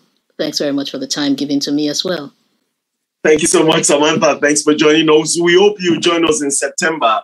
When we have the is it part 3 now in the series. Well, you movie producers, you know all the series. We keep going to from part 1 to 2 to 3 and go, you know. So thank you so much for that. I'm follow up Dr. I believe Dr. Odutola wants Dr. Oshonuga. It was because Dr. Oshonuga just said something. So, oh no, it's just a comment. The need for investment in the African and yeah, that's from Tunde Aremu. Tunde Aremu sends that. Oh, I do apologize. I've tried to scour social media. You know, there are quite a lot of things just there. So nothing stood out in particular like that. You know, so Mr. Tunde Aremu, I want to apologize to you again, please. Let me assure you that the next time, by the grace of God, in September, we would ensure that we take your comment. We're trying to get all these things. Oh, I've just seen the comment now, and it's been there 30 minutes, actually. I've got to read it. Mr. Tunde Aremu, what I hear from Professor Oshonuga is the need for investment in the African language studies to address the concerns that Tosin raised about schools of Oriental and African studies. But beyond the issue of financial investment, what other intervening factors are there that affect the drop in the level of space accorded African and Oriental studies? As we talk about decolonization, what other considerations are there that place a significant part in what is accorded significant attention? Do commerce, politics, economic control, and quest for dominance in international politics play any roles? Do you know what, Mr. Tunde Aremu, you've actually given a focus to what we're going to be discussing the next time we come here, because you've actually raised a really, really salient point. Once again, I really, on behalf of Pride, I really do apologize. And on behalf of myself, moderating this, I apologize for not saying this before now. But Dr. Odutola, let's give you 5 minutes to close this session. If you want to, Mr. Tunde Aremu's, that's fine. But please, we want to make, this is actually the crux of what we'll be discussing next time. Okay, I'm going to make this fast because, like I said, I prepared this in a two-part way, and the second part is what will be our parting shot. The question about international politics. Thank God that Mr. Bayo Olowake is here. He will deal with that for us. Most of you probably don't know him. He's one of the notable student union leaders at the University of Ibadan. And if you allow him, he will convince all of you that there is only one university in Nigeria and or two universities, University of Ibadan and others. So be careful when you allow Mr. Olowake to speak. He's going to praise UI. But let me please come together for Yoruba Language Reflections 101. Today, our attention turns to that tiny word, pa, in English. In English, it may translate to kill. So you have something like, hunger is killing me, ebing pami. Good. No problem with that, because hunger has the capacity to take one's life just like coronavirus can. The difference is that when hunger kills, the body of the dead can be buried normally. When corona kills, it does so in a very dramatic way. Okay, leave hunger alone and let us move to clap in Yoruba. That is pa atewo. Again, I can see how clapping can kill, as in numb the palms of the hand. But when Yorubas use pa atewo, there's nothing to do with kill or numb. It is just the way the expression comes. Now, when we get to pa iton or pa alo, the story takes a different turn. Kill the story? How? Well, in the African American community, when a performance is well executed, note the word, well executed, the audience will say, you killed it. So you can see by extension, the African American carrying forward what is always in them. You know, it's English, but they have that Yoruba expression within it. So killing stories and clapping have things in common. What about making money? What is pa owo, kill money? This is where Yoruba language gets me. How do I explain the act of making money as killing it? What dies when money is made legitimately? Well, I'm not going to talk about hush puppy. Neither am I going to talk about the policeman that helps criminals get fashion. The other places where pa comes in can be understood, as in pa eja, kill fish, or in English you say catch fish, or pa ilekunde, shut the door, pa ariwo, make noise, pa ino, kill the light, as in switch off the light. There is also pa niti, which means to abandon one. Well, on that note, let me kill my mouth with snacks, pa enu, as with ipanu. As soon as I have had my snacks, I can now shut my mouth, as in pa enu mide. If you have any more examples of how Yoruba language kills something, without drawing blood, please share with me and we'll have some fun. Well, that was just on a lighter note on all this serious talk about international diplomacy and decolonization and language learning. Thank you very much for this opportunity. Thank you so much. Thank you so much, sir. Doctor, you are a class act. You are a class act. And I'm happy you did say it. You did mention the policeman who does the fashion for the crooks and who's and of course the crooks cannot pick up the clothes from the tailors direct. They have to pick it up from the police headquarters as well. It is, but the fact of it is this, because I was already preparing is social media status that not all, to just say that today we have been in a webinar with these Africans that make Africa proud. And even though Africa is not really celebrating them as much as they should, Dr. Oshonuga should be celebrated. Dr. Samantha should be, all of you should be celebrated. And yet we celebrate quite a lot we celebrate crooks, we celebrate criminals. And, it has become a virtue, to be crooked and a vice actually to be straight, but I am very, very grateful that when people of my generation look up, we see people like you in the front, and it does make us proud, and we know that indeed there's a future for this country and our continent. Somehow, I believe we'll get it right at some point. Looking up Dr. Adebayo Oluwake's profile, all of a sudden I'm just like having to look up profiles at the same time, and I'm like, why am I hearing some of these names for the first time? These are people that continue to make us proud out there, that continue to do the good work for Nigeria. So if you're watching this, only few people in Nigeria are corrupt, but we're a very huge nation. And I watched the video and Zuma said, the name is very easy to call. So everybody says Zuma, Zuma, Zuma. If something is going wrong, Zuma, Zuma, Zuma. So I believe that a lot of people, they find it easy to call Nigeria. But, with the exception of Professor Amanda, all these who is from Southern Africa, all the other professors and senior people you've listened to, they're Nigerians. And you know what? There's a lot to be proud about as far as Nigeria is concerned. Thank you for joining us for this webinar.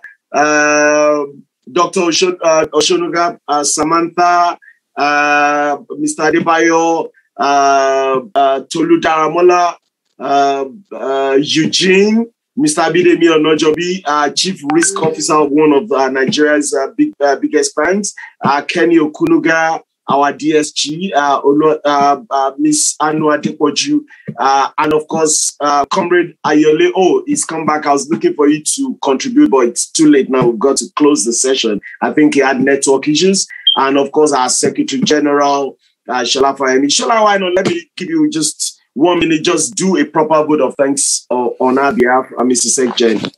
Close it. Yes, thank you so much, the convener. I want to sincerely appreciate Dr. Odutola, Dr. Okunuga, and every other person, and even Samantha Imon and every other, the guest speakers who have taken up their time to come to this section this evening. I was just enjoying their atewo, key lights, it was the rhymes was just exciting, it's reminisced and gave us the history of the Yoruba culture that most of us learned in our primary and secondary school. But in today's culture in Nigeria, our culture is actually going to extinction. So, like he said, I look up to a scenario where we are going to, reinvigorate the culture, reculcate the culture back into the younger generations, and all of them we appreciate the ingenuity in our culture as a people and our culture, most importantly as a Yoruba nation. So thank you so much, Doctor, and I sincerely appreciate every other person who have taken up their time to to be on this webinar this evening. I appreciate our in-house panel, I appreciate our social media audience, and every other, other people who have taken up their time this evening and to witness this session. As it is, we're definitely going to be having another section next week Sunday by 6 p.m. the same time, the same channel and the same platform. You sincerely appreciate every other one, and I so much want to give credence to the capacity of our leadership, and most importantly, the convener who has always taken it upon himself in moderating this section on a weekly basis. Thank you so much, everyone, and thank you so much for joining us this session once again. I wish you a very wonderful week ahead. Thank you so much. Have a fantastic week. Regards to your families. Bye for now.